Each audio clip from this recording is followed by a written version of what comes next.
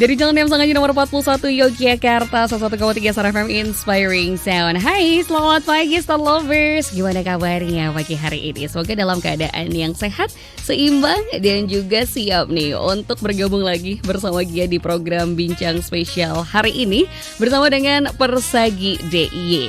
Star Lovers, sering gak sih bingung milih makanan yang benar-benar sehat dan bergizi? Atau cuma kelihatannya aja nih ya? Nah, kalau misalnya Star Lovers masih bingung, wah kayaknya cita-cita kita buat mewujudkan generasi emas 2045 masih cukup panjang perjalanannya. Ya udah, Star Lovers gak usah bingung ya. Kenapa? Karena kita bakal coba mewujudkan generasi emas 2045 mulai dari sekarang dengan generasi hebat lahir dari gizi yang tepat sejak dini. Dan Star Lovers, pagi hari ini kita bakal bahas nih peran gizi seimbang buat tumbuh kembang anak, kemudian kesehatan keluarga, sampai dengan kualitas SDM masa depan Indonesia. Di bincang spesial kita tentang gizi optimal mewujudkan generasi emas 2045.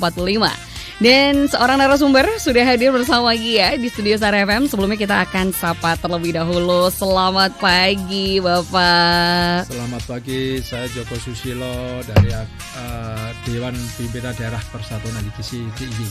Baik, nah nampaknya ini sudah terdengar samar-samar. Mungkin Bapak boleh lebih mendekat lagi ke mikrofon. Nah, biar lebih terdengar oleh Star Lovers nih pagi hari ini ya. Mungkin saya perkenalkan kembali, ini ada Bapak Joko Susilo, SKM MKes, selaku Ketua DPD Persatuan Ahli Gizi Indonesia untuk Persagi DIY. Betul ya Pak ya? Betul, alhamdulillah sebagai Ketua Persagi, Persatuan Ahli Gizi DIY. Luar biasa nih, Persatuan Ahli Gizi. Nah, Star Lovers, ini kayaknya tepat banget untuk kita kupas gitu ya bersama Pak Joko langsung mengenai hal-hal yang berkaitan dengan gizi seimbang. Karena kebetulan nih Pak Joko, banyak sekali Star Lovers yang kayaknya nih 2026 resolusinya lebih seimbang hidupnya kayaknya seperti itu. Dan semoga Pak Joko dalam keadaan sehat hari ini. Alhamdulillah sehat-sehat saja. Sehat-sehat ya Pak ya. Dan kita juga akan ajak Star Lovers dulu untuk bergabung bersama kami. Star Lovers bisa mengirimkan pertanyaan atau mungkin pernyataan, komentar juga. Bisa lewat WhatsApp di 0818621013 atau juga Star Lovers bisa tulis di kolom komentar Instagram kami di @starjogjafm. Baik Pak Joko, tadi Pak Joko juga sudah memperkenalkan bahwa Bapak dari Persatuan gitu ya, Ahli Gizi atau Profesi Ahli Gizi Indonesia gitu. Mungkin ada yang udah sering dengar, tapi juga ada yang masih samar-samar. Sebelumnya kita kenalan lagi deh Pak, sebetulnya apa sih Persagi itu? Kemudian juga semenjak kapan sih Pak Persagi dibentuk Pak? Monggo. Ya, jadi Persagi itu Persatuan Ahli Gizi Indonesia atau disingkat Persagi. Itu ada 36 DPD di Indonesia saat ini, Dewan Pimpinan Daerah, salah satunya Yogyakarta. Jadi Persagi itu dulu dibentuk di tanggal 13 Januari 1957 ya. Jadi 13 Januari 1957. Kemudian tapi diperingatinya hari gizinya tanggal 26 Januari karena adanya mobilisasi tenaga gizi waktu itu di tanggal itu. Nah, itu menghimpun para ahli gizi yang berpendidikan formal ya, pendidikan formal ahli gizi, ada diploma 3 gizi, diploma 4 gizi, sarjana gizi, profesi dietitian, ada S1, S2 gizi dan S3 gizi. Jadi terhimpun di situ menjadi yang namanya Persatuan Ahli Gizi. Ya, di DIY sendiri alhamdulillah saat ini ada sekitar 700-800an tenaga gizi. Cukup banyak ya Pak ya ternyata ya. Ya. Dan semoga ini juga menjadi mungkin salah satu modal Pak untuk tadi mewujudkan generasi emas di 2045. Oke, ini menarik sekali karena ternyata ini kan menghimpunnya para profesi ahli gizi yang ternyata terhimpun dari pendidikan formal seperti itu ya Pak ya. Dan kalau kita tahu juga tadi Bapak sempat bilang bahwa dibentuknya 13 Januari tapi karena ada mobilisasi besar-besaran menjadi 26 Januari sebagai peringatan. Nah, kiprahnya seperti apa nih Pak Persagi sendiri Pak? Jadi Persagi ini tujuan utamanya adalah meningkatkan status gizi masyarakat. Jadi bersama stakeholder utama yaitu pemerintah. Jadi kita punya pemerintah punya program hanya untuk menurunkan, membumikan ke bawah itu kita bekerja sama atau pemerintah saling bahu-membahu dengan Persatuan Ahli Gizi. Jadi kita itu tujuan utamanya meningkatkan status gizi secara optimal dari masyarakat itu.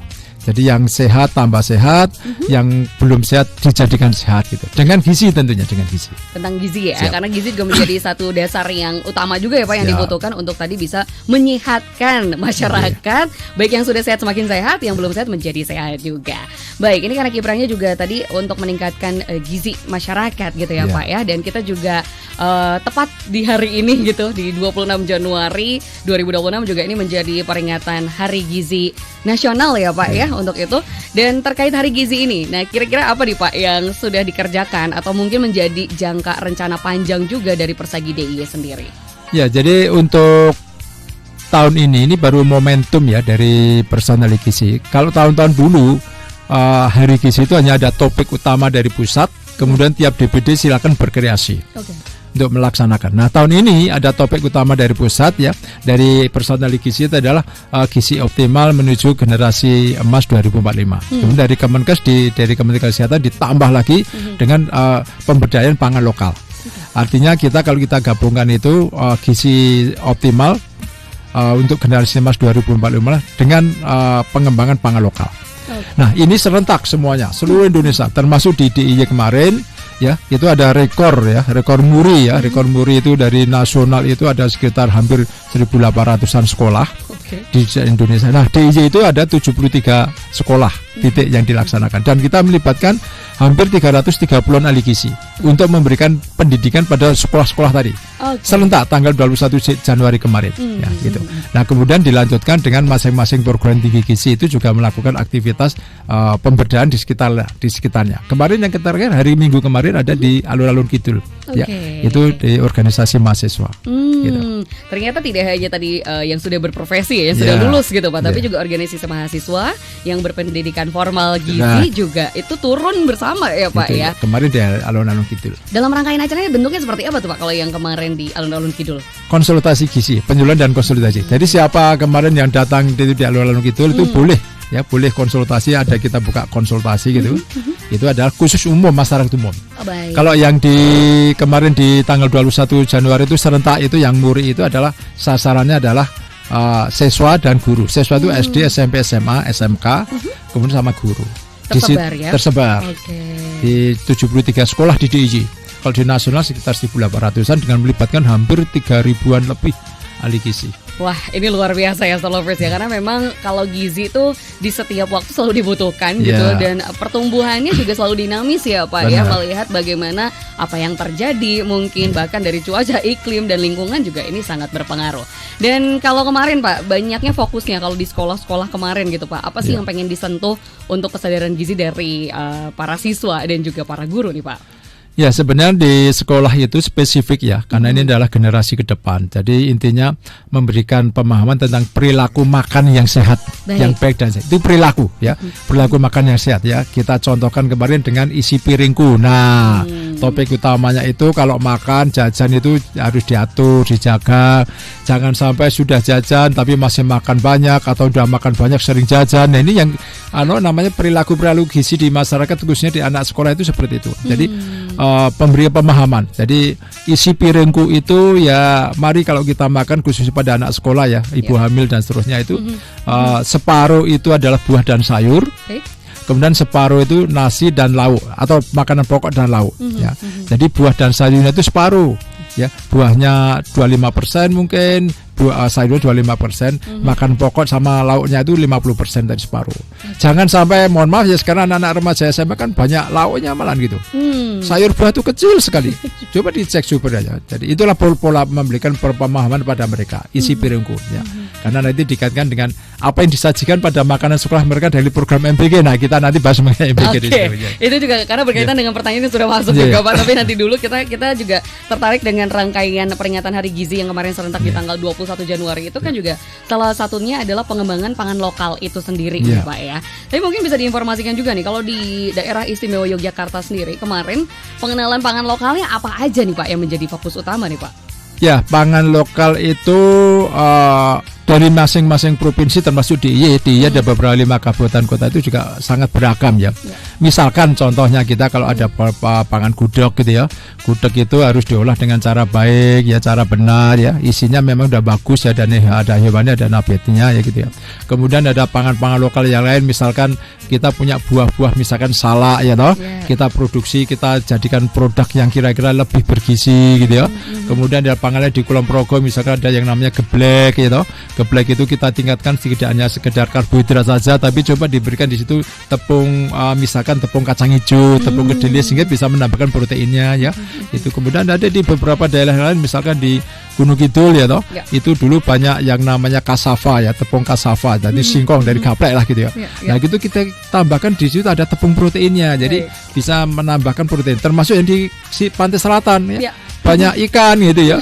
Itu juga harus bagaimana kita berdayakan. Itulah pangan lokal. Baik. Yang harus kita dayakan di situ. Oke, nah ini juga menarik ya Pak, karena sering banget juga ada yang salah kaprah tentang bagaimana kandungan gizi dari makanan-makanan tertentu. Misalkan dari harga katanya, ini harganya mahal, jadi kandungan gizinya harusnya sudah lebih oke. Tapi juga kemarin sempat diingatkan juga banyak salah kaprah bahwa ternyata banyak makanan lokal, entah nggak cuma ini ya Pak, kayak umbi-umbian, tapi juga tentang buah-buahan, sayuran, itu yang ternyata sangat dekat dengan kita, tapi juga penuh gizinya gitu. Nah ini gimana nih Pak, kalau dari Persagi sendiri melihat seringnya salah kaprah tentang gizi yang ada di sekitar kita nih Pak? Ya jadi sekarang ini mohon maaf ya, kalau kita lihat di mall, di pasaran itu banyak sekali buah-buah impor. Bahkan sayuran udah mulai impor ya. Padahal di sekitar itu yang namanya buah lokal itu banyak sekali ya. Yang ada sepanjang musim seperti pepaya dan pisang. Itu pisang kita itu luar biasa. Bahkan pisang itu dalam tanda petik ya mau mungkin tidak istilah dipalsu ya, bukan dipalsu, dicontoh dengan istilah pisang kasava Cavendish itu. Itu sebenarnya kan kita punya pisang Ambon yang hampir mirip, ya pisang raja gitu ya itu. Itu dari buah-buahan ya. Kemudian dari sayur-sayuran ya. Jadi sayuran ini kan orang-orang seakan-akan hanya mengonsumsi, wah sayur itu kan seperti itu. Tapi bagaimana membuat kreasi. Nah, kreasi sayur tidak seperti itu saja. Nah, itu membutuhkan keterampilan khusus ya, supaya remaja kita, ibu hamil kita, anak-anak kita itu gemar makan sayur, makan buah kita sendiri.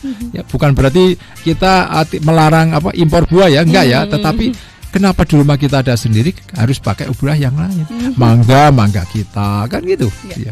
Itu juga ya Stolovers ya. Jadi ini jadi pengingat kita, bahkan mungkin kalau ada lahan sedikit bisa ya Pak ya ditanami dengan tumbuhan atau juga dari sayur-sayuran dan juga buah-buahan. Tapi kalau salah kaprah dengan isi piring nih Pak, kemarin kan kita juga sempat bahas tentang fakta dan mitos gitu ya. Kalau misalnya mau hidup sehat atau gizi seimbang itu cukup makanan yang penuh serat aja tanpa ada karbo gitu. Itu gimana Pak, isi piring lebih baik kalau dengan pangan lokal gitu ya. Misalnya mau mengganti karbonya tidak nasi gitu Pak, itu seperti apa? Mungkin ada saran penerapan isi piringnya gimana?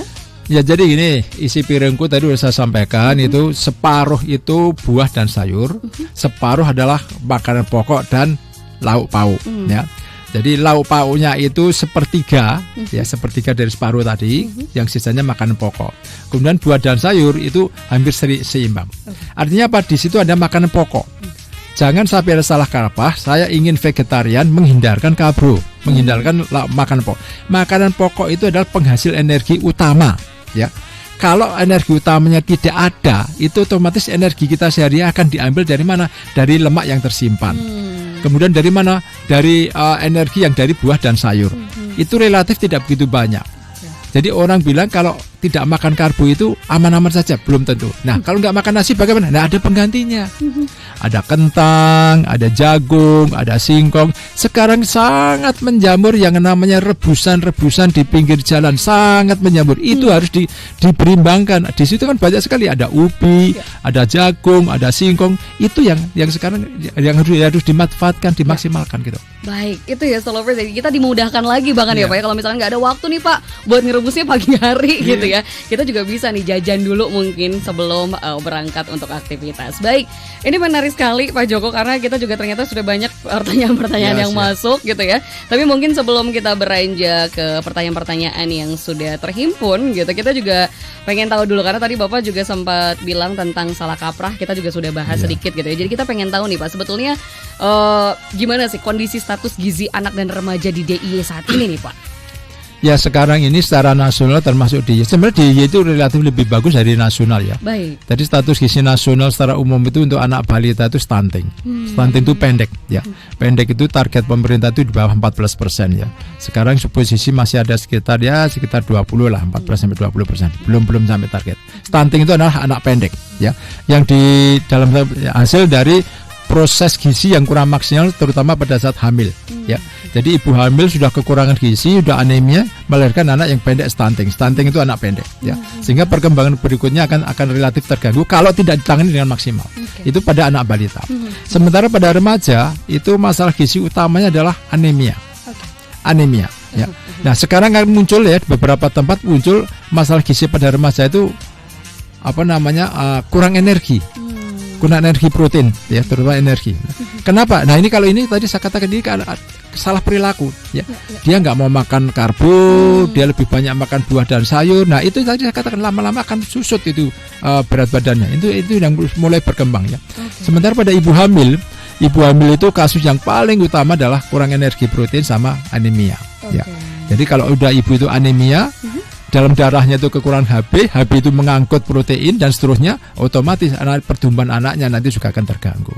Baik ya, ternyata itu saling kesinambungan yang luar biasa. Makanya kenapa ibu hamil pun perlu ya Pak untuk diperhatikan lebih dalam lagi nih bagaimana keseimbangan gizinya tersebut. Dan ternyata luar biasa ya Pak. Ini kalau kita lihat pengaruh pola makan gitu, pemahaman yang salah kaprah itu juga sangat berpengaruh tentang masalah gizi yang sering muncul ditemui pada anak dan remaja. Mungkin 1-2 tahun ke belakang kemarin juga kita sempat ngobrolin bahwa ternyata situasi gizinya masih anemia dan sampai saat ini masih juga ya Pak ya, dan situasi energi yang juga menjadi satu problem lain. Tapi gimana Pak antara misalkan isi piring tadi gitu ya dengan aktivitas gitu Pak, aktivitas tubuh, apakah itu juga ada kesinambungan yang akhirnya mengakibatkan gizi yang kurang seimbang atau gizi yang seimbang?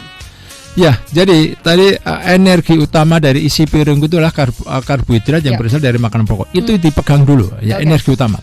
Jangan makan pokok dihilangkan, diganti dengan non makanan pokok. Ya, misalkan tadi dengan hewani ya toh, kemudian dengan dengan sayur buah ya. Itu makan pokok pegang dulu ya. Nah, karena ini akan membuat aktivitas ya. Relatif orang yang kekurangan makanan pokok sesuai dengan aturannya ya, itu tentunya akan menggerus energi dari dalam ya. Namanya glikogen itu dipecah ya menjadi energi, lama-lama kan habis ya. Dan lama-lama habis otomatis lemaknya dipecah. Lemak dipecah itu resikonya besar juga gitu, pemecahan lemak itu. Memang berat badan susut ya.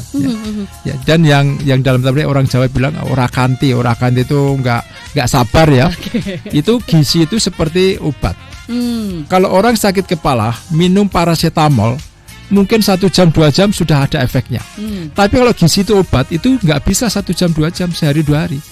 Jadi kalau orang makan tertentu itu paling efeknya pada tahun berikutnya. Contoh ini ada Generasi Emas 2045. Sekarang kita bahas program makan yang baik untuk anak sekolah, tapi untuk tahun 2045, bukan untuk besok hari gitu loh.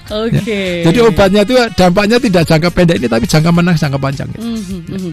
Ternyata itu ya, jadi nggak bisa instan gitu ya Pak. Nggak bisa instan. Makanya makanan instan juga mungkin ini menjadi problem lain ya Pak ya dalam situasi gizi atau mengoptimalkan gizi dari masyarakat Indonesia sendiri. Ini menarik sekali Mr. Lovers ya, dan mungkin sebelum kita lanjut ini boleh deh kita buka pertanyaan yang berkaitan dengan MBG gitu ya Pak ya. Karena ini ada pertanyaan dari Star Lovers di Instagram @ganang_adiratama, katanya Pak, gimana nih Persagi melihat program MBG? Apakah ini juga bisa menjadi upaya untuk menjaga mewujudkan generasi emas tadi? Monggo Bapak. Ya, alhamdulillah ya, ini kita sambut baik program pemerintah yang mulia, tujuannya mulia ya, untuk menyiapkan anak-anak kita, generasi kita 2045 nanti generasi emas. Sasarannya adalah sasaran utama SD, SMP, SMA, ibu hamil, ibu menyusui, anak balita. Ambil contoh misalkan sekarang tahun 2026 lah, masih 20 tahun lagi ya. Bagi anak-anak SD yang sekarang usianya sekitar 12 tahun, itu kira-kira nanti begitu tahun 45 itu ada sekitar usianya sekitar 40-an lah gitu ya, 40-an ya, 40-an 37 sampai 40. Bagi yang SMA sekarang usia sudah anggaplah 17 tahun, itu adalah nanti pada usianya adalah usianya sudah sekitar 37 tahun akan gitu ya. Jadi ini adalah satu momen lah gitu ya, satu momen untuk mendapatkan ke depan. Nah, MBG ini bagi ahli gizi ini adalah salah satu dharma bakti lah saya anggap, dharma bakti tenaga gizi untuk meningkatkan kualitas. Kenapa? Karena syarat jalannya SPPG itu salah satunya ada ahli gizi yang mengatur menu di situ. Sekali lagi mengatur menu. Jangan sampai itu menyimpang dari kaidah menu sesuai kebutuhan. Jadi dihitungnya sesuai kebutuhan. Itu ribet. Makanya butuh pendidikan formal tadi. Kemudian harus aman yang dikonsumsi, sesuai dengan jumlahnya, sesuai dengan waktunya. Jadi ada istilah 3J ya. 3J itu jenis yang dimakan diberikan pada sasaran, jumlahnya berapa. Jadi udah dihitung itu jumlahnya, kenapa sekian. Kemudian frekuensi pemberiannya. Dalam satu minggu itu nggak akan mungkin terus-terusan itu saja, kecuali nasi ya gitu. Kemudian ada istilah BLT ya. BLT itu bebas diberikan dalam menu itu. L-nya itu larangan jangan diberikan itu, dan T-nya terbatas ya, terbatas dibatasi. Ini jangan segini, jangan segini. Jadi kalau di gizi itu ada istilah tadi 3J dan BLT. BLT itu bebas diberikan, larang diberikan, dan juga terbatas diberikan. Dan itulah sekarang yang diatur di dalam MBG itu. Jadi MBG itu membutuhkan tenaga gizi karena apa? Karena memang diatur, ada aturannya. Kalau SMA berapa Pak Joko nilai gizinya, SMP berapa, SD berapa, itu diberikan gitu. Dan ingat, MBG itu adalah makanan siang ya, makan siang. Ini makan pelengkap, penyerta pelengkap. Artinya tetap harus ada sarapan, tetap harus ada makan sore, makan malam. Jangan sampai saya nanti kan dapat MBG sekarang nggak perlu sarapan. Enggak, tetap ini hanya diberikan sekali dalam satu hari. Ingat ini ya. Energinya saat gizi itu sepertiga dari kebutuhan sehari. Jadi jangan sampai mentang-mentang sudah dapat MBG kemudian anaknya nggak makan pagi, nggak makan sore. Kan saya tadi siang udah makan, sore nggak perlu makan. Nah itu namanya tidak mencukupi lagi gitu. Jadi ahli gizi yang begitu. Dan nanti ahli gizi juga akan mengukur status gizinya sesuai dengan aturannya gitu. Baik. Oke, ini menarik juga nih Pak, karena banyak hal yang nanti bisa kita turunkan lagi ya, karena prosesnya kan pasti panjang. Tadi perhitungannya aja rumit gitu ya Pak ya. Perhitungannya panjang, pemantauannya juga mungkin ini yang menjadi tugas bersama yang kayaknya juga mungkin ahli gizi selama ini di MBG tuh atau SPPG satu ya Pak ya, kurang lebih ya?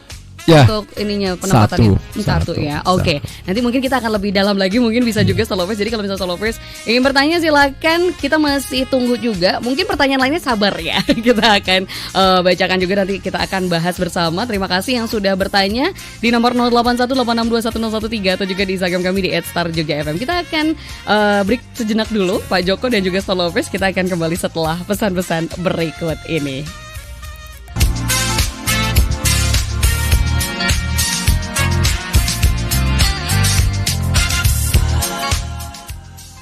Masih di Bincang Spesial bersama DPD Persagi DIY Stolovers. Kita masih ngobrolin tentang gizi optimal mewujudkan generasi emas 2045. Dan sekali lagi terima kasih banyak untuk Stolovers yang sudah bergabung bersama kami, baik di nomor 0818621013 ataupun di Instagram kami di @starjogjafm. Dan nampaknya Pak Joko ini semakin banyak nih untuk Stolovers yang secara aktif juga bertanya. Dan nampaknya ini juga menjadi pertanyaan-pertanyaan menarik ya, yang kayaknya perlu terus kita ingatkan secara berkala, karena kita sempat berbincang juga nih Stolovers bahwa gizi juga menjadi satu hal yang dinamis sesuai dengan kebutuhan dan situasi yang ada di saat ini.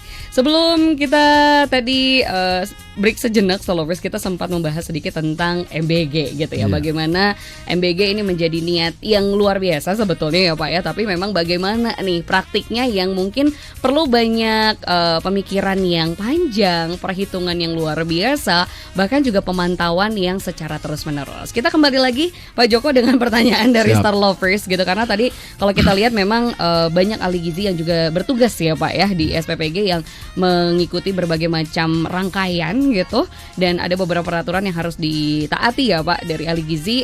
Misalkan di gizi tadi ada 3J seperti itu, dan juga ada lagi yang larangan ya Pak BLT ya Pak ya. Bebas, larang, terbatas. Baik, itu. Dan ini juga masih berkaitan dengan hal tersebut nih Pak. Ini ada pertanyaan juga dari Stolovers, Pak, bagaimana nih untuk pemantauan? Karena kan tadi ada 3J, ada BLT gitu ya. Kebetulan keponakan saya sempat menjadi salah satu korban di situasi yang mungkin di beberapa waktu lalu pemantauan yang masih dalam tahap ini ya Pak, pengembangan gitu. Itu juga pemantauan dari ahli gizi seperti apa, dan idealnya ahli gizi di SPPG itu berapa Pak sebetulnya? Monggo Pak. Ya, terima kasih pada Stolovers yang sudah mendiskusikannya. Jadi kalau merujuk flashback kembali tentang kasus-kasus di tahun 2025, itu memang pertama memang mungkin belum diterapkannya dengan pasti SOP-nya, standard operating procedure-nya untuk proses mulai dari bahan masuk sampai bahan keluar ya. Yang kedua juga mungkin juga bisa jadi di beberapa daerah itu ada ketersediaan bahan ya. Ketersediaan bahan yang sangat minim, kemudian menggunakan bahan yang lain sebagai pengganti, tapi mungkin karena situasi tidak dicek lagi mengenai kondisinya. Nah, jadi kalau dikaitkan dengan bagaimana monitoring evaluasi atau istilah kita pengawasan dan pengendaliannya, itu tentunya dilakukan mulai dari bahan masuk.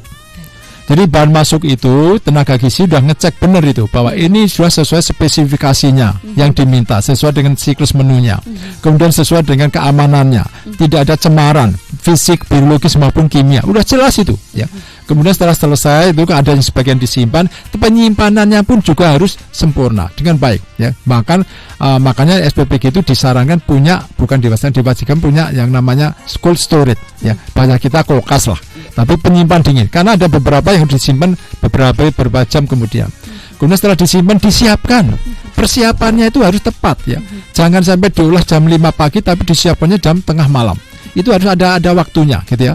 Nah, setelah persiapan pengolahan inilah kemarin yang banyak jadi kendala awal karena menunya itu sekitar 3.000 porsi, sementara saran prasarana menggorengnya mungkin baru untuk sekali menggoreng baru untuk 20 atau 30 ayam misalkan atau telur ya. Kita bisa bayangkan itu akan berapa kali itu menggoreng ya. Itu pengolahannya. Kemudian setelah diolah itu persiapan pemorsian itu disiapkan dulu, itu disimpan dulu itu di tempat yang sudah sesuai, harus tertutup, bebas dari lalat ya. Kemudian setelah itu baru diporsikan dan diantar. Nah, ini SPPG itu mengantar dari SPPG ke tempat sekolah itu tidak boleh lebih dari 30 menit. Baik. Makanya SPPG itu harus dekat dengan sekolah. Yang kedua, setelah itu selesai dimasak ya, diolah sampai dikonsumsi itu diupayakan maksimal 4 jam ya. 3-4 jam ya, untuk bahan makan tentu bisa 5 jam, itu 4 jam. Artinya apa? Ini yang penting ya. Karena kemarin kadang-kadang juga terjadi karena mungkin belum ngeh benar dengan SOP-nya. Ya. Diolahnya sudah selesai jam 3 pagi, jam 4 pagi, baru dikonsumsinya misalkan jam 10 siang atau jam 11 siang. Itu yang tadi saya katakan. Belum lagi kemudian fasilitas higien sanitasinya, airnya, tenaga pengolahnya itu sehat atau tidak ya, alatnya dan saudara. Makanya di akhir-akhir tahun itu kemarin Bapak Menteri Kesehatan bekerja sama dengan BGN ya, itu mewajibkan semuanya SPPG itu punya sertifikat layak izin, ya, SLHS, sertifikat layak higien sanitasi. Ya, karena waktu itu kan belum ada itu. Ya, waktu awalnya kan belum ada. Sekarang alhamdulillah sudah berlayak higien sanitasi, bersertifikat. Artinya apa? Artinya sudah dikendalikan, dikontrol oleh Dinas Kesehatan. Karena yang mengeluarkan SLHS itu adalah Dinas Kesehatan Kabupaten Kota. Ahli gizinya ikut mengontrol apa yang di dalam. Kalau sudah tertata harus ini, nah ahli gizinya yang tugas di situ. Hanya masalahnya tadi sudah sampaikan ya, satu SPPG hanya satu ahli gizi. Itu mengurusi dari bahan masuk sampai bahan keluar gitu ya. Bahan masuk dan makanan keluar itu. Belum lagi pada tempo-tempo tertentu ada jadwalnya, dia harus mengukur status gizi anak sekolahnya ya. Nah, inilah. Nah, kalau ditanya tadi berapa sih seharusnya ya, kalau saya sih sebagai tenaga gizi ya jumlahnya minimal 2 lah gitu ya, minimal 2. Tetapi kita juga harus konsekuen. Ahli gizi kemarin pada waktu awal berdirinya MBG ini juga belum bisa mencukupi SPPG itu. Karena tenaga gizi yang sudah lulus itu sudah bekerja di beberapa tempat. Semua level tadi ya, di 3, D4, S1 dan profesi sudah bekerja di semua tempat. Sementara tenaga gizi yang sudah bekerja di instansi itu tidak boleh terlibat di dalam SPPG karena ini full time ya. Mungkin dari 10 malam, jam 11 malam sampai sekian pagi hari gitu ya. Jadi itu kurang tercukupi. Jadi artinya apa? Memang kita harus mencukupi tenaga gizi. Nah, sekarang ada aturan baru dari BGN ya. Itu namanya sekarang bukan tenaga ahli gizi tapi pengawas gizi. Ya. Pengawas gizi itu bisa berasal dari ahli gizi, bisa juga dari tenaga-tenaga yang terkait dengan kegizian ya. Misalkan kesehatan masyarakat, teknologi pangan kan, farmasi itu boleh ya. Tapi diutamakan memang yang tenaga gizi. Diutamakan tenaga gizi. Bunyinya gitu dalam edarannya itu. Baik. Artinya kita memang harus konsekuen ya. Teman-teman gizi di daerah ini memang luar biasa. Ya. Termasuk mohon maaf ini saya sampaikan juga nanti siang itu kami jam 1 sampai jam 3 ya, kita akan ada koordinasi dengan koordinator BGN DIY ya. Baik. Atau BGN di tingkat DIY itu akan diskusi dengan Persagi untuk menyiapkan strategi. Nah, ini bersyukur sekali ini di awal tahun sudah siapkan strategi karena sekarang menjamur sekali SPPG. Jadi nanti akan ada identifikasi SPP gimana saja, kemudian Persa gimana saja yang akan dilibatkan. Kita punya kan 5 kabupaten kota ya DPC. Jadi kita akan kita petakan nanti. Kira-kira misalkan di Sleman akan ada di sana. Nah, kita udah antisipasi. Kalau kemarin memang terus terang kita nggak antisipasi karena teman-teman yang mendaftar sebagai tenaga gizi itu sifatnya individual. Baik, itu juga belum terhimpun di Persagi berarti belum, sebelumnya belum, ya Pak ya. Ya. Namun untuk di 2026 ini ada upaya di situ Ya, ya sudah, Pak ya sudah untuk mulai. ada Monef tadi Persis, gitu. persis. Baik, Starlovers, ternyata ini menjadi salah satu cara advokasi mungkin ya Pak Ya, dari Persagi dengan apa yang ada di sekitaran kita yaitu di masyarakat Indonesia atau menjadi salah satu wujud nyata nih Starlovers ya untuk bisa mewujudkan generasi emas 2045. Menarik sekali karena poinnya dari Pak Joko bilang kalau kita mewujudkan generasi 2045 bukan berarti sekarang ya Pak hadirnya, tapi bagaimana mempersiapkan situasi yang ada di tahun 2045. Baik, ini juga Pak masih kembali ke beberapa kaitan dengan makanan. Tadi kan tentang sarapan ya Pak ya. Ini juga salah kaprah nih karena terkadang udah dapat MBG jadi nggak usah dikasih sarapan gitu karena tenang aja. Kalau ngomongin sarapan ini ada pertanyaan juga nih Pak dari salah satu Starlovers. Ini dari Pak Dewa di Mancasan katanya, Bapak mohon saran ponakan saya yang SMA itu susah sekali kalau suruh sarapan katanya. Cara memenuhi gizi untuk pagi hari baiknya seperti apa? Apakah cukup roti dan susu saja atau bagaimana? Monggo Pak Joko. Ya, jadi pola makan kita memang sudah diatur itu kalau bisa ada pagi, siang, sore atau malam ya. Pagi itu ada semacam proporsi lah gitu ya, proporsi itu ya. Misalkan proporsinya adalah 20-30% untuk kebutuhan sehari, kemudian sisanya nanti dicukupi dari 30-40 dari makan siang dan makan sore. Jadi pagi itu tetap harus ada ya. Kenapa? Karena pagi itu khususnya untuk anak sekolah itu menyiapkan aktivitas selama dia sekolah sampai jam makan siang ya. Jadi sudah ada beberapa penelitian kalau anak yang sarapannya tidak teratur atau bahkan tidak sarapan itu biasanya itu jam 10, jam 9, 10 udah mulai ngantuk ya. Itu fisiologis ya, fisiologis dalam tubuh ya. Ya, makanya perlu sarapan supaya bertahan sampai jam 11 lah gitu ya. Nah, kemudian nanti ada makan lagi dan seterusnya. Jadi sarapan pagi itu memang diperlukan, itu keharusan ya. Bisa porsinya adalah ada yang bilang 1-2-2 ya. 1 itu 1 porsi pagi, 2 porsi siang, 2 porsi malam. Artinya pagi itu meskipun sedikit tetap harus diisi. Juga sebagai bentuk syukur lah pada Tuhan ya bahwa kita diberi kesempatan ya. Karena kalau tidak sarapan itu relatif akan lebih mudah cepat ngantuk. Nah, sarapannya apa kan itu? Nah, marilah kita coba isi ya. Kalau bisa ya tadi ada sepertiga separuh karbohidrat dan lauk dan separuh dari sayur buah. Kalau tidak ya yang ada isinya ya. Yang penting ada bisa untuk jangka panjang. Harus karbohidrat adalah energi jangka panjang. Karbohidrat itu adalah energi jangka panjang. Beda dengan gula pasir. Gula pasir energi jangka pendek. Kenapa perlu diberikan karbohidrat? Karena dia akan energi jangka panjang. Dipecahnya dalam jangka butuh waktu ya. Makanya dibutuhkan sarapan. Tetapi mohon maaf ya, ini bapak-bapak ibu sekalian ya, ini juga menjadi pola tradisi sosial di keluarga ya.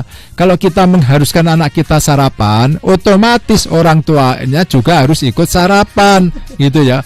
Ini jangan sampai orang tuanya nggak sarapan tapi mengejar anaknya sarapan gitu ya.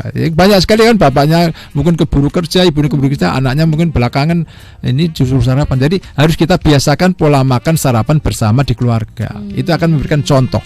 Apa yang dimakan bapak ibu insya Allah akan bercontoh untuk anaknya gitu. Oke, dimulainya dari siapa yang tadi ya punya tanggung jawab, salah satunya orang dewasa yang ada di rumah gitu ya Pak ya. Jadi jangan sampai nyuruh tapi nggak melakukan juga. Ini menjadi satu hal yang mungkin akhirnya kenapa tadi gizi seimbang juga menjadi satu hal atau kendala lain ya Pak ya. Misalkan ada untuk anak-anak kesulitan untuk sarapan atau pembiasaan sarapan.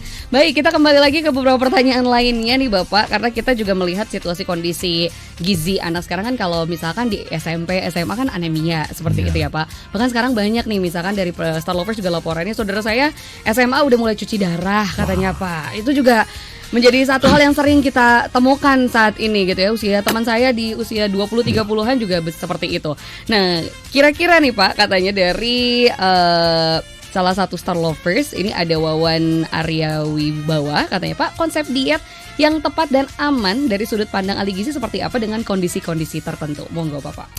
Baik, terima kasih. Ini sekaligus saya sampaikan ini ada 5 atau 6 penyakit utama yang oleh Kementerian Kesehatan sedang dihandle ya. Karena 5 atau 6 penyakit utama ini lah yang paling banyak menyerot dana BPJS ya. Apa itu? Ada istilah KCSUD singkatan ya. Kanker, jantung, stroke, urologi atau ginjal, dan diabetes mellitus. Itu 5 penyakit itulah sampai saat itu mendominir penanganan penyakit yang degeneratif itu, ya, penyakit yang tidak menular itu, ya. Nah, salah satunya tadi adalah cuci darah, ginjal, ya. Dan penyakit ginjal ini atau gangguan ginjal ini tidak datang tiba-tiba. Itu udah pola. Demikian DM, ya, itu juga pola. Hampir semua 5 ini penyakitnya penyakit pola, ya, pola lama sebelumnya gitu. Tidak bisa stroke itu langsung stroke, ya. Jantung sekitar jantung, kecuali kalau untuk jantung-jantung tertentu, ya gitu. Nah, ini pola. Salah satu polanya adalah pola makan dan pola hidup, ya. Pola hidup itu ya tadi misalkan santai, hilangkan stres, ya toh. Kemudian dibuat semuanya santai dan bersyukur pada Allah, pada Tuhan, kan gitu ya. Kemudian makannya juga diatur, ya. Makannya itu rutin, nggak usah banyak-banyak, nggak usah dikit, ya. Pokoknya diatur ada supaya usus kita itu terbiasa, ya. Ingat, kalau kita nggak terbiasa sarapan pagi, usus kita itu ibaratnya dalam posisi pagi itu mengkerut. Tahu-tahu siang dihantam dengan banyak. Nah, lebih baik pagi diberi gerakan, ya, usus kita, gerakan peristatik dan terusnya itu khususnya, kemudian siangnya diisi lagi, ya. Itulah pola, ya. Demikian juga DM, ya.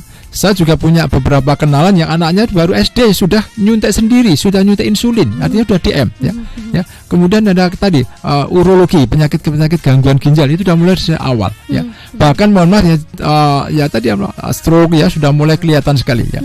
Ingat, ini 5 penyakit yang tidak menular tapi sangat mematikan, ya. Tapi insya Allah, ya, kita bisa tangani dengan salah satunya pola gizi. Bagaimana pola gizi seimbang tadi? Saya katakan sebenarnya gizi seimbang ini adalah gizi yang dianjurkan. Kalau dulu ada istilah 4 sehat 5 sempurna, itu dulu, ya. 4 sehat itu adalah, ya, pokok, hewani, nabati, pokok, sayur, buah, lauk, kan gitu. Tambah sempurna susu, ya gitu.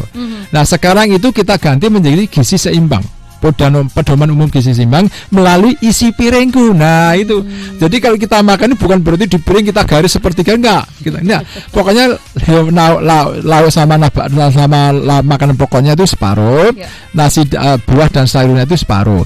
Itu aja, bukan berarti ditimbang-timbang, enggak, tapi kira-kira kita bisa feeling, oh, ini udah separuh. Biasakan makan buah dan sayur, kemudian lauknya itu jangan banyak-banyak karena lauk itu melengkapi pada posisi 50% yang ada di makanan pokok, ya. Jadi itulah yang namanya pola gizi seimbang sejak awal. Kalau itu dibiasakan sejak ibu hamil, anak sekolah dan seterusnya, insya Allah lama-lama kita akan bisa mengurangi anemia, ya.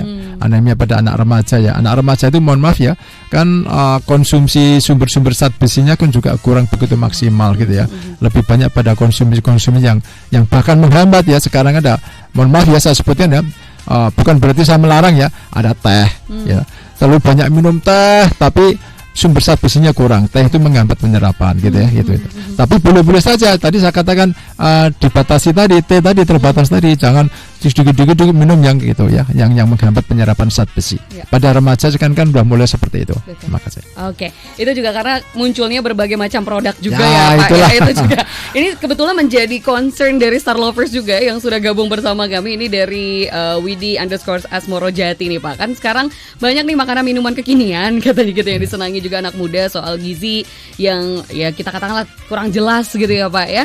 Bahkan juga ini gimana nih sarannya, Pak, dari ahli gizi atau intervensinya mungkin, karena kita lihat kan kayak kedai es teh aja menjamur sekali, Pak, gitu, ya, dengan harga yang luar biasa. Atau mungkin minuman-minuman lainnya atau makanan lainnya itu seperti apa intervensi dari Persagi sendiri, Pak? Monggo. Jadi gini, karena ini pola perilaku, ya, kami dari Persagi itu lebih banyak dominan pada penanganan promotif preventifnya. Jadi kami punya 4 domain, ya, punya 4 domain. Promotif preventif. Promotif itu peningkatan kesadaran masyarakat, preventif itu pencegahan. Sementara ada juga teman kami yang menangani tentang kuratif rehabilitatif, penyembuhan. Jadi udah terjadi, udah sakit ini baru disembuhkan. Tetapi domain utama kita adalah promotif preventif. Tenaga gizi Persagi itu domain utama promotif preventif. Nah, untuk itu kita terus melakukan sosialisasi, pendidikan gizi pada masyarakat, ya. Itu adalah pegangan utama, ya. Jangan sampai, ya, anak-anak kita tidak sadar gizi, tidak tahu gizi, ya. Apa sih yang dimakan nggak ngerti, ya. Apalagi sekarang menjamurnya sekali, ya. Bukan saya melarang, ya, menjamurnya makanan-makanan, minuman-minuman yang sangat digemari oleh anak muda, karena memang praktis, simple, instan gitu ya, nggak perlu lagi aduk-aduk, nggak perlu lagi goreng-goreng, sudah jadi ya. Nah untuklah pendidikan boleh makan ya, tapi tolong diatur, jangan menjadi suatu pola makanan pokok itu yang seperti itu. Makanan pelengkap oke ya, makanan pelengkap itu biasanya yang sepertiga ya dari kebutuhan sehari gitu ya. Jadi itulah tadi saya katakan boleh menjamu, tetapi kita harus jaga diri ya, karena ini perilaku pendidikan. Tugas kami adalah mengatur bagaimana anak-anak kita, saudara kita, masyarakat kita itu bisa sadar gizi dengan isi piringku, sekali bisa senjata utama isi piring dengan untuk gizi seimbang gitu. Baik, itu ya Solovers ya. Jadi kita mungkin intervensinya dari preventif dan juga promotif tadi gitu. Tapi ada pertanyaan lagi Pak. Kalau seandainya nih Pak, kan tadi langsung ke masyarakatnya yang sebagai konsumen gitu. Kalau misalkan ke produsen, ada nggak sih Pak yang dilakukan oleh Persagi sendiri untuk mengintervensi hal-hal tersebut dari preventif dan promotifnya? Ya sebenarnya kalau di lahan produsen itu sudah lahannya dari dinas perindustrian ya, lahannya perindustrian atau perdagangan lah Tetapi di Persagi itu ada beberapa kali juga diajak sharing untuk meningkatkan pengetahuan pemahaman dari tenaga pengolah ya. Jadi pengolah makanan ya, itu baik di industri kecil besar ya, atau di industri sedang itu ya, industri rumah tangga, itu Persagi diajak sebagai pembicara, narasumber, bahkan untuk diskusi tertentu tentang SLHS tadi ya. Jadi untuk memberikan bagaimana mengolah makan yang baik dan benar ya, bagaimana memberikan pemahaman yang benar ya. Kalau misalkan mohon maaf ya, itu teh jumbo tadi gitu ya, itu gulanya harus seberapa ya, gula yang apa kan gitu, itu juga sama-sama kita diskusikan. Jadi ya memang ada beberapa kali di beberapa produsen itu mengajak kita untuk berdiskusi mengenai bagaimana CPMB-nya yang benar, cara pembuatan makanan yang benar, cara produksi makanan yang benar. Tapi sebenarnya kalau di Kementerian Kesehatan itu ada di lembaga itu ada yang namanya Balai POM ya, Badan Pengawas Obat dan Makanan ya. Itu yang lebih langsung ke situ ya. Tapi dia secara struktural karena dia punya kewenangan. Kalau kami sebenarnya pendamping untuk pendidikan gizinya. Oke. Ini ada pertanyaan menarik Pak. Mungkin ini secara teknis ya Pak ya. Dari sudut pandang ahli gizi ngomongin teh katanya Pak. Sebenarnya kalau teh itu lebih disarankan menggunakan gula pasir putih atau gula batu katanya Pak. Karena kan kalau di Jogja sendiri kan sangat terkenal tehnya gitu ya. Jogja atau Jawa Tengah seperti Solo, yang nasgitel sendiri itu seperti apa? Baiknya mana Pak sarannya katanya gitu. Monggo. Jadi gini ya. Ini pola minum ya. Nasgitel panas lagi kental itu awalnya kan berasal dari pegunungan ya, dari pegunungan teh lah, seperti di Wonosobo, Temanggung ya, kabar kita ya ada di Kulon Progo itu ya. Nasgitel memang kita bisa menyadari kalau pas situasi dingin ya, nasgitel itu sangat luar biasa. Nah panasnya oke ya, kentalnya oke, tetapi leginya ini ya, manisnya ya. Nah mana yang lebih bagus Pak, gula pasir atau batu atau gula batu ya gitu ya. Nah sebenarnya dua-duanya itu juga karbohidrat yang mudah diserap ya, itu namanya glukosa ya, lebih mudah diserap ya. Tapi secara umum dari beberapa kajian itu gula batu lebih bisa diharapkan lah gitu dibanding gula pasir ya. Gula pasir putih itu ya, karena gula pasir itu mohon maaf cepat sekali, kalau gula batu memang relatif agak butuh lama gitu ya. Tetapi juga hati-hati kentalnya tadi.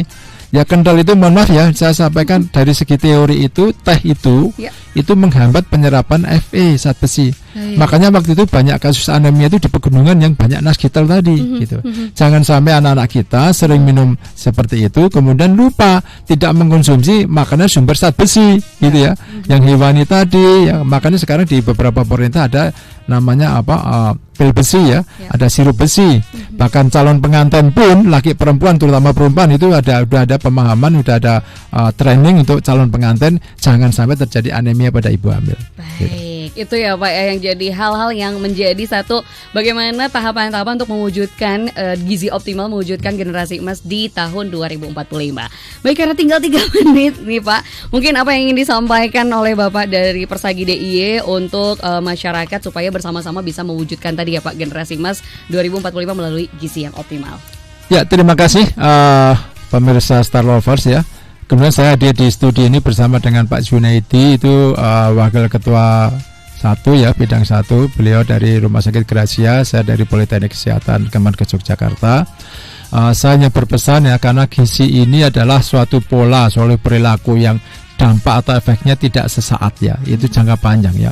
Jadi kalau saya makan itu belum tentu nanti sore itu langsung turun gula darahnya, enggak, ini butuh waktu ya. Untuk itu butuh disiapkan ya pendidikan gizinya. Marilah kita atur pendidikan gizi dengan tepat, ya 3J tadi ya. Pertama ya 3J itu jenisnya yang kita makan harus jenis-jenis yang BLT, mana yang dibolehkan, mana yang dilarang, mana yang dibatasi. Dan install itu di beberapa referensi ada makanan-makanan yang 3J tadi. Yang kedua J kedua adalah jumlahnya ya. Jumlahnya harus dibatasi, jumlahnya harus ditentukan, jangan kebanyakan ya. Boleh makan, yang boleh diperbolehkan tadi adalah jumlahnya harus ditetapkan ya. Jangan terlalu banyak over. Yang ketiga adalah jamnya ya, 3J, waktunya ya, waktunya. Jadi sekali lagi waktunya itu terkait dengan kapan kita boleh makan, pagi, siang, sore. Pagi harus ada, namanya ada makan pagi, siang, dan sore. Nah, sore pun atau malam juga harus dibatasi. Mohon maaf nih saya sebutkan 1,5 jam sebelum tidur itu makan terakhir. Kalau kita tidur jam 9, usahakan jam 7:30 baru makan terakhir. Jangan tidur jam 9, jam 8:30 baru makan. Nah, itu otomatis akan menumpuk lemaknya di dalam tubuh kita, memperberat kerja organ ginjal dan lain-lainnya. Jadi 3J, jenis, jumlah, dan jamnya atau waktunya atau kapan kita boleh mengkonsumsi. Kemudian terkait dengan BLT ya, bebas dimakan, larang dimakan, dan terbatas makannya atau dibatasi ya. Itu mudah-mudahan dengan pendidikan gizi melalui Star Level ini dikerjasama dengan Persagi, insya Allah akan lebih kuat. Dan yang ketiga, yang terakhir terkait dengan MPG, pesan saya dari Persagi, tidak usah khawatir dengan MPG ya. Insya Allah MPG itu akan aman sepanjang proses kendalinya juga aman ya, dari bahan masuk sampai dengan bahan keluar. Insya Allah Persagi akan ikut bermain, ikut berperan, ikut membantu program pemerintah dengan sebaik-baiknya, baik dari tingkat pusat maupun daerah. Terima kasih, dukung terus program pemerintah yang sangat luar biasa, dukung terus gizi masyarakat, tingkatkan kualitas dan kesehatan gizi masyarakat. Terima kasih, sukses semuanya. Assalamualaikum warahmatullahi wabarakatuh. Salam saya dari Joko Sisol dan Junaidi dari Persagi DIY. Terima kasih. Terima kasih banyak Pak Joko, luar biasa pesan-pesan yang cukup bermanfaat juga. Dan satu tambahan lagi Starlovers, bahwa gizi seimbang merupakan proses penyembuhan tubuh dengan jangka panjang dan juga dinamis. Jadi jangan lupakan untuk menyeimbangkan gizi yang ada dalam diri kita dengan pola pikir yang seimbang juga. Baik, terima kasih banyak sekali lagi Pak Joko dan juga teman-teman Persagi, Pak Junaidi juga terima kasih banyak. Starlovers, semoga apapun yang disampaikan di hari ini bisa kita serap bersama menjadi pengetahuan dan juga pola perilaku hidup yang lebih sehat lagi. Saya pamit undur diri. Terima kasih banyak. Stay happy, healthy, and wealthy, dan sampai jumpa.